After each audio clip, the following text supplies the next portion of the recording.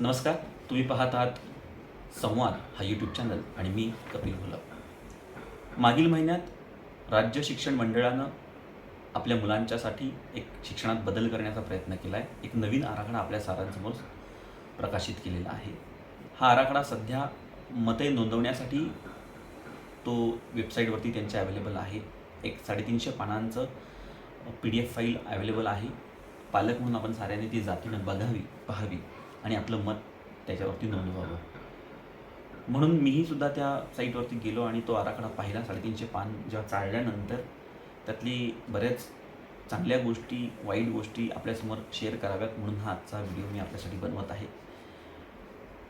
मित्र, मुलांसाठी आपण काय खावं, काय खाऊ नये, त्यांनी काय घालावं, काय घालू नये, त्यांनी कुठे जावं, कुठे जाऊ नये, त्यांची शाळा कोणती असावी, हा 10 दिवसाचा किंवा 8 दिवसाचा विषय असतो. कधी-कधी शाळेचा विषय पण 10 वर्षासाठीचा असतो.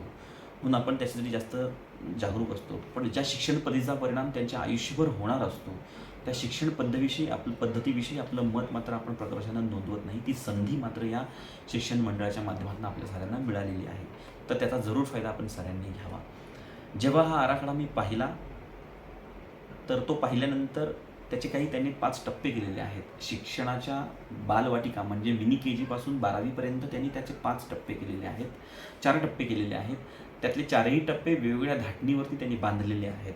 आणि जेव्हा तो आराखडा पाहिला, त्यात त्यांनी अतिशय सुंदर मांडणी, मुलांना पूरक, त्यांच्या कलागुणांना वाव देणारी अशी मांडणी त्यात त्यांनी केलेली आहे. की केवळ एक शिक्षण हे शिक्षण म्हणून न पाहता त्यांच्या आयुष्यभर त्यासाठी व्यावसायिक प्रशिक्षण त्यांना कसं मिळेल, त्यांच्याकडच्या असलेल्या कलागुणांना वाव कसा मिळेल, असा विचार यामध्ये प्रामुख्यानं केलेला आहे. त्यात क्रीडेलाही तितकंच महत्त्व दिलेलं आहे, कलेला महत्त्व दिलेलं आहे, भाषेविषयी ज्ञानांचं तितकंच अंतर्भूत त्यात केलेलं आहे. त्यानंतर व्यावसायिक प्रशिक्षणासंदर्भात शिस्त, नंतर तत्त्व, नीती या साऱ्या गोष्टींचा आविर्भाव या पूर्ण आराखड्यामध्ये मला दिसून आला.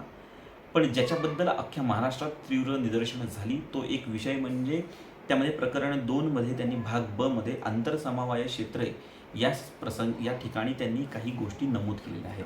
काय आहेत त्या? तर त्यात त्यांनी असं मांडलेलं आहे की भारतीय ज्ञान प्रणाली असा एक विषय मांडला. इंडियन नॉलेज सिस्टीम असा एक अंतर्भूत असलेला विषय आहे. आणि त्याच्यामध्ये त्यांनी काही श्लोक इन्व्हॉल्व केले आहेत आणि त्याच्याबद्दल लोकांची जास्त मतं तिखट आहेत की मनुस्मृतीला त्यामध्ये स्थान दिलेलं आहे.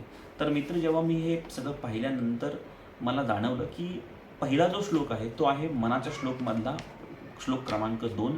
मना सज्जना भक्ती पंथेची जावी, तरी श्रीहरी पावी जेतो स्वभावे, जनी निंदते सर्व सोडून द्यावे, जनी वंद्यते सर्व भावी करावे. या अनुषंगाचा जो श्लोक आहे, जो मनुस्मृतीशी निगडीत बिलकुल नाही आहे. आपण सारेजण लहानपणापासून हे शाळेत म्हणत आलेलो आहोत, घरात म्हणत आलेलो आहोत. आपल्या थोड्या मोठ्यांनी आपल्याला यासाठी प्रत्येक वेळेस पुश केलेला आहे. कारण यातनं मनावरती होणारा जे संस्कार आहे तो अतिशय उच्च कोटीचा आहे, जो कुठल्याच अभ्यासातनं आपल्याला मिळू शकत नाही. हा संत परंपरेतला अतिशय मनावरती वेगळा विचार नोंदवणारा, मांडणारा, मनाला घडवणारा, मशागत करणारा हा श्लोक आहे. असे 205 श्लोक पूर्ण त्यांच्या 12वी पर्यंतच्या शिक्षणक्रमात ते इन्व्हॉल्व करणार आहेत. तर ही चांगली बाब आहे. त्याच्याबद्दल आपल्या साऱ्यांना कटुता असण्याचं काहीच कारण नाही. इथे कुठल्याच जाती व्यवस्थेचा विषय येत नाही, हे माझं ठाम मत आहे. दुसरा मात्र जो श्लोक आहे तो आहे वीर पुरुषस्य तेदत्तदम वरदात नाटकम महाराष्ट्रम दक्षिण सरस्वती वा वहेती विदर्भा नदी यत्र.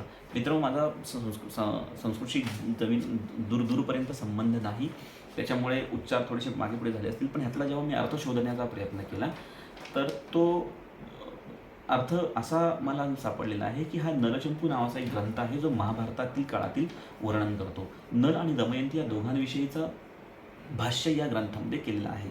त्यांच्याविषयी जरी भाष्य केलेलं आहे तरी त्यात वीरपुरुषाची लक्षणं मांडलेली आहेत.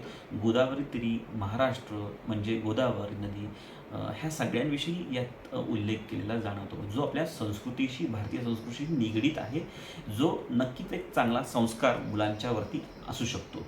त्यात आपल्या भारतीय संस्कृतीबद्दल आहे आणि त्याचबरोबर नदी, जलनीती, वाहतूक, नंतर बांधकाम क्षेत्र याच्या व्यवस्थापनाविषयीची काही उल्लेख त्यामध्ये आपल्याला जाणवतील.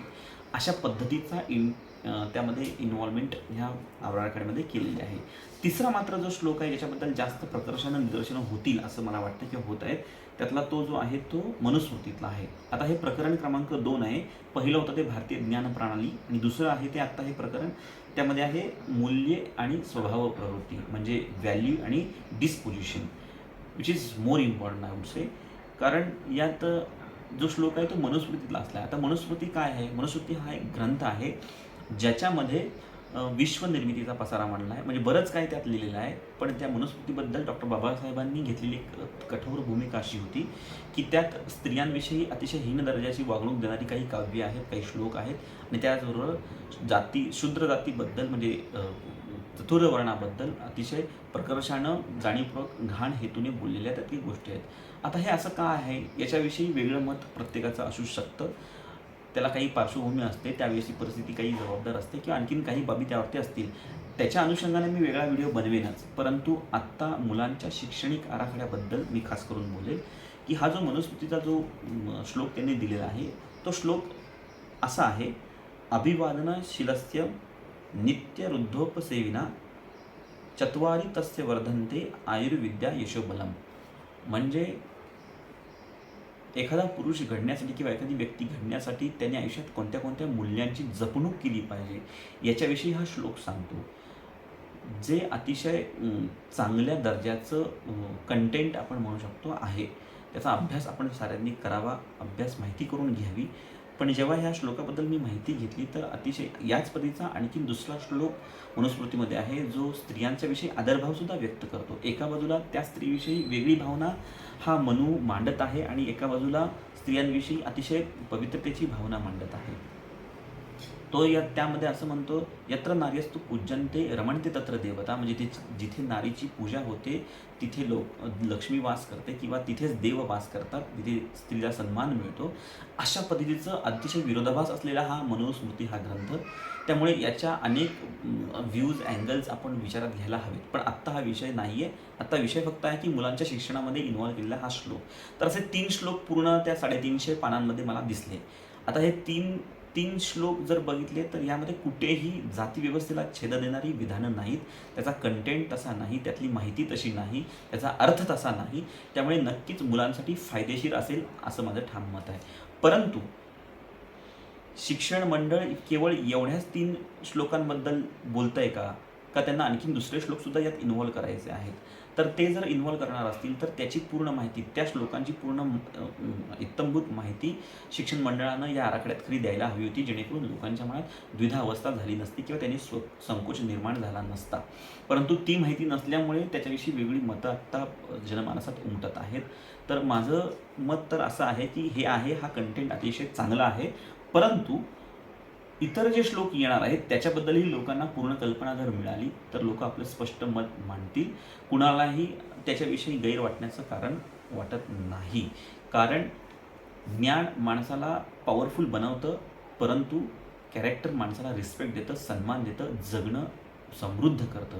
म्हणून ही जी आपली शिक्षण व्यवस्था आहे की ज्यात आपले महापुरुष घडले, ज्या श्लोकांमुळे, ज्या विचारधारेमुळे, ज्या तत्वांमुळे, त्याच विचारधारेला पुन्हा एकदा त्यांच्या शिक्षणाच्या मूल्यांमध्ये जोडण्याचा प्रयत्न या आराखड्यामध्ये मला प्रकर्षानं जाणवतो. म्हणून आपण साऱ्यांनी आपलं मत आजच 3 जूनच्या आत नोंदवा. कारण पुन्हा ती संधी येणार नाही. अदरवाईज काहीतरी वेगळं नॅरेशन, वेगळं नॅरेटिव्ह काही समाजातील कंटक लोकांकडनं या पूर्ण आराखड्याविषयी मांडलं जाईल आणि मुलांच्या आयुष्यासाठी काय पूरक आहे हा निर्णय घेण्यासाठी आपण असमर्थ ठरू. आपल्या साऱ्यांना विनंती हीच आहे, त्या वेबसाईटची लिंक, मतं नोंदवण्याची लिंक मी माझ्या डिस्क्रिप्शनमध्ये देत आहे. आपण नक्कीच आपलं मत नोंदवा आणि आपली शिक्षण व्यवस्था आणखीन फ्रूटफुल आणि मुलांच्या हितोपदायी ठरावी या दृष्टीनं आपण प्रयत्न करा. कारण मुलांकडे आज मोबाईल आहे, आज टी व्ही आहे, त्यांच्याकडे गेम्स आहेत, त्यांच्याकडे ते एकलकोंडे झालेले आहेत. त्याच्यामुळे समाजाशी त्यांची नाळ जोडली जात नाही.